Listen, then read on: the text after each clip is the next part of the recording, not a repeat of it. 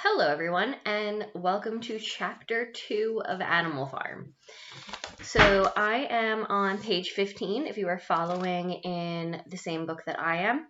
If you are not following, don't worry about it as long as you are watching all the videos. So, Chapter 2. 3 nights later, Old Major died peacefully in his sleep. His body was buried at the foot of the orchard. This was early in March. During the next 3 months, there was much secret activity. Major's speech had given to the more intelligent animals on the farm a completely new outlook on life. They did not know when the rebellion predicted by Major would take place. They had no reason for thinking that it would be within their own lifetime, but they saw clearly that it was their duty to prepare for it. The work of teaching and organizing the others fell naturally upon the pigs, who were generally recognized as being the cleverest of the animals. Preeminent among the pigs were 2 young boars named Snowball and Napoleon, whom Mr. Jones was breeding up for sale.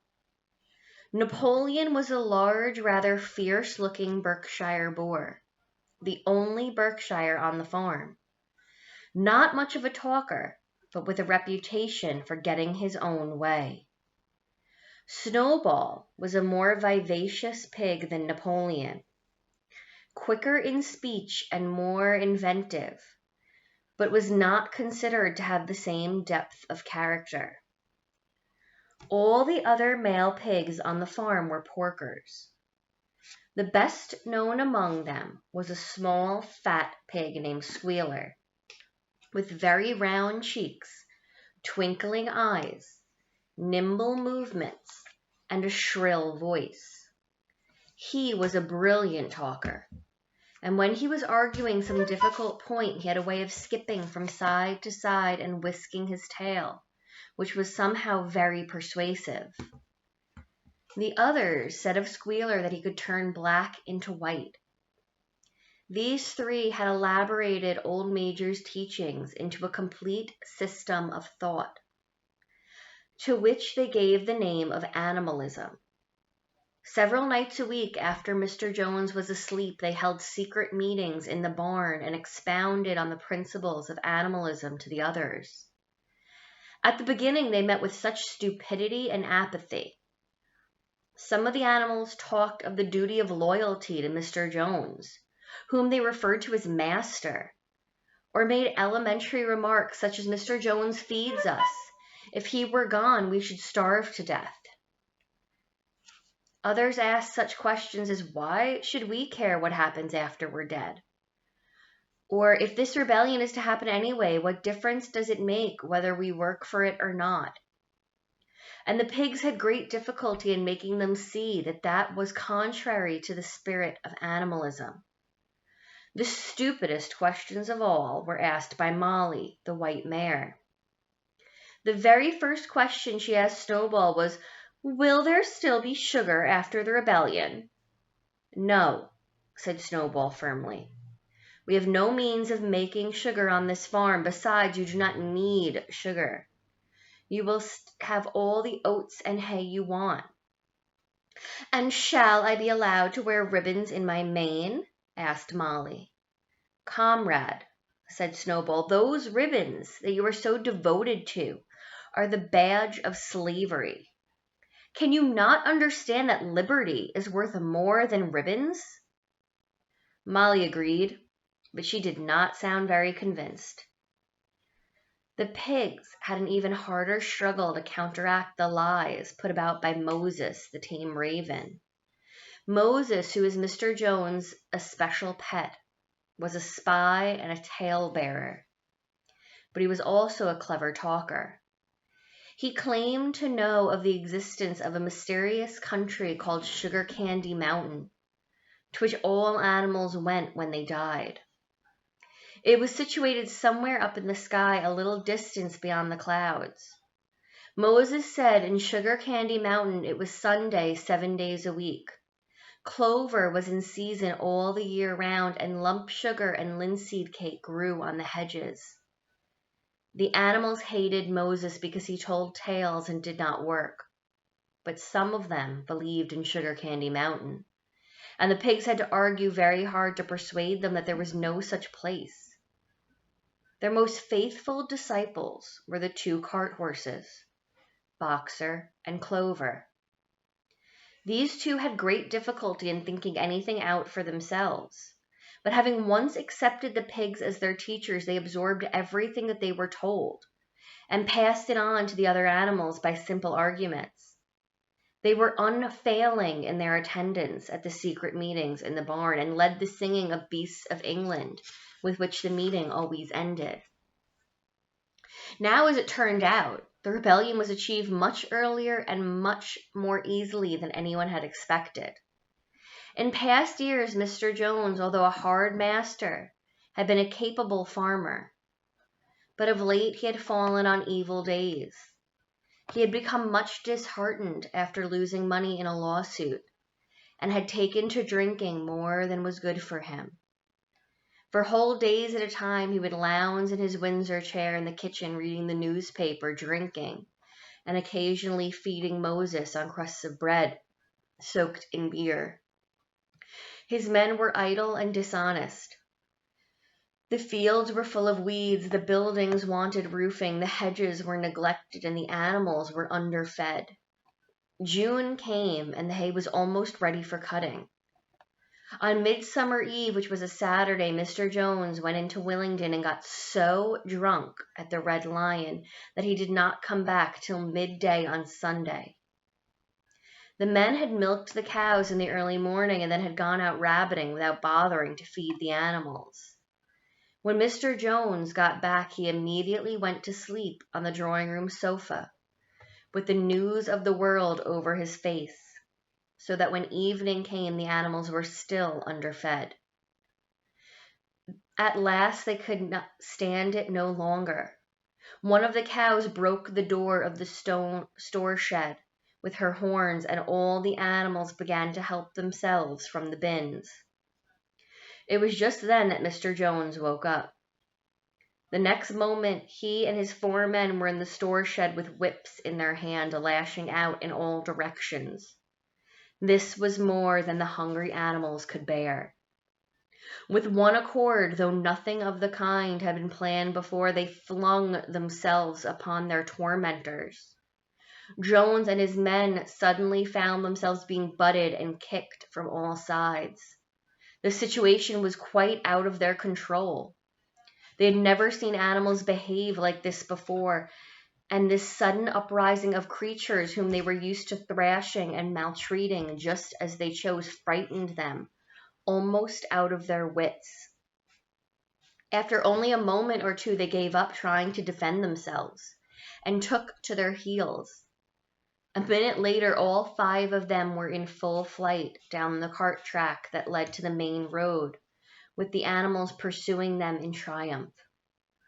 Mrs. Jones looked out of the bedroom window, saw what was happening, hurriedly flung a few possessions into a carpet bag, and slipped out of the farm by another way.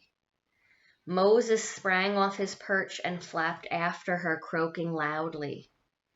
Meanwhile, the animals had chased Jones and his men out onto the road and slammed the 5-guard barred gate behind them. And so almost before they knew what was happening, the rebellion had been successfully carried through. Jones was expelled and the manor farm was theirs. For the first few minutes, the animals could hardly believe their good fortune. Their first act was to gallop in a body right round the boundaries of the farm, as though to make quite sure that no human being was hiding anywhere upon it. Then they raced back to the farm buildings to wipe out the last traces of Jones' hated reign. The harness room at the end of the stable was broken into. The bits, the nose rings, the dog chains, the cruel knives with which Mr. Jones had been used to castrate the pigs and lambs were all flung down the well. The reins, the halters, the blinkers, the degrading nose bags were thrown onto the rubbish fire which was burning in the yard. So were the whips. All the animals capered with joy when they saw the whips going up in flames. Snowball also threw on the fire the ribbons with which the horses' manes and tails had usually been decorated on market days. Ribbons, he said, should be considered as clothes, which are the mark of human beings. All animals should go naked. When Boxer heard this, he fetched the small straw hat which he wore in summer to keep the flies out of his ears, and flung it on the fire with the rest. In a very little while the animals had destroyed everything that reminded them of Mr. Jones. Napoleon then led them back to the store shed and served out a double ration of corn to everybody, with 2 biscuits for each dog.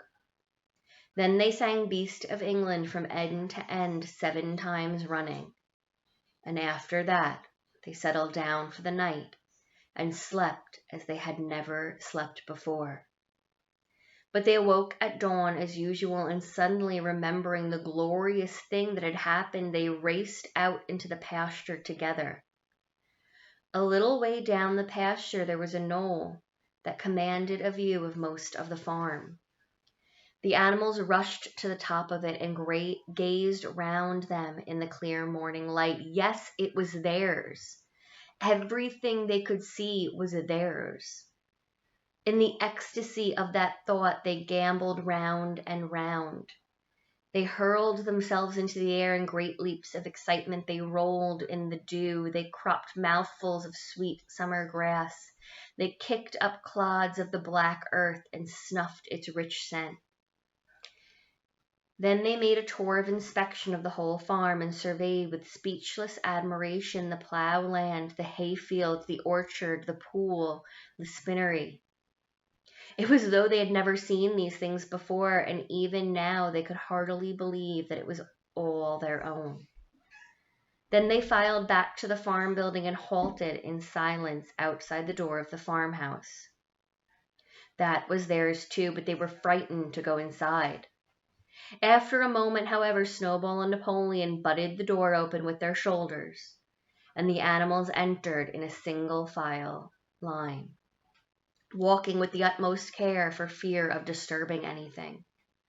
They tiptoed from room to room, afraid to speak above a whisper, and gazing with a kind of awe at the unbelievable luxury, at the beds with their feather mattresses, the looking-glasses, the horsehair sofa, the Brussels carpet, the lithograph of Queen Victoria over the drawing-room mantelpiece.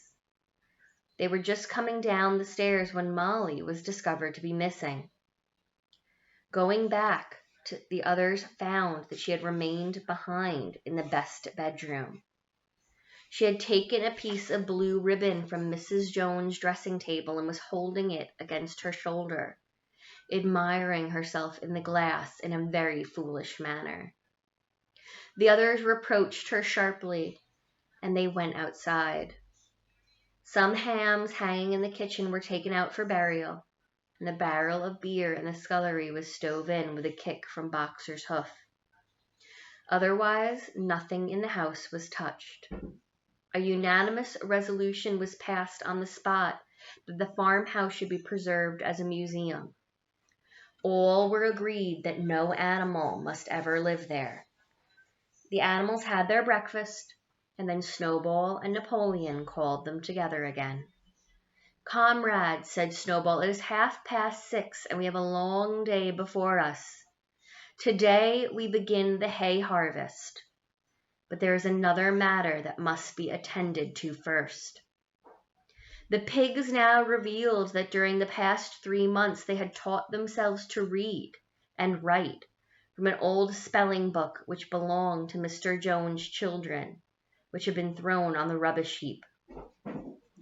Napoleon sent for pots of black and white paint, and led the way down to the 5-barred gate that gave on the main road. Then Snowball, for it was Snowball who was best at writing, took a brush between the 2 knuckles of his trotter, painted out Manor Farm from the top bar of the gate, and in its place painted Animal Farm. This was to be the name of the farm from now onwards. After this, they went to the farm building where Snowball and Napoleon sent for a ladder, which they caused to be set against the end wall of the big barn. They explained that by their studies of the past 3 months, the pigs had succeeded in reducing the principles of animalism to 7 commandments. These 7 commandments would now be inscribed on the wall. They would form an unalterable law by which all the animals on Animal Farm must live forever after. With some difficulty, for it is not easy for a pig to balance himself on a ladder, Snowball climbed up and set to work, with Squealer a few rungs below him holding the paint pot. The commandments were written on the tarred wall in great white letters that could be read 30 yards away. They ran thus: the 7 commandments. 1. Whatever goes upon 2 legs is an enemy. 2.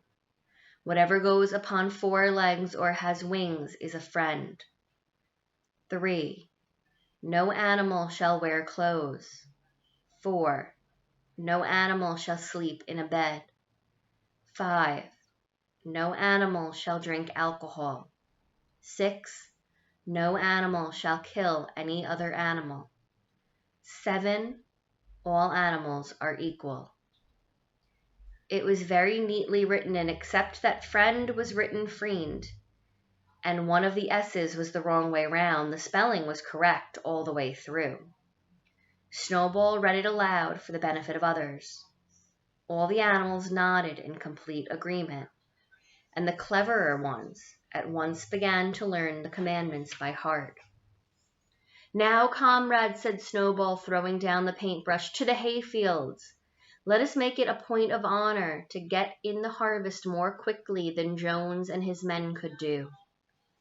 But at this moment the 3 cows, who had seemed uneasy for some time past, set up a loud lowing. They had not been milked for 24 hours, and their udders were almost bursting. After a little thought, the pigs sent for buckets and milked the cows fairly successfully, their trotters being well adapted to the task. Soon there were 5 buckets of frothing, creamy milk, at which many of the animals looked with considerable interest. "What is going to happen to all that milk?" said someone. "Jones used to sometimes mix some of it in our mash," said one of the hens. "Never mind the milk, comrades," cried Napoleon, placing himself in front of the buckets. "That will be attended to. The harvest is more important. Comrade Snowball will lead the way. I shall follow in a few minutes. Forward, comrades. The hay is waiting." So the animals trooped down to the hayfield to begin the harvest. And when they came back in the evening, it was noticed that the milk had disappeared.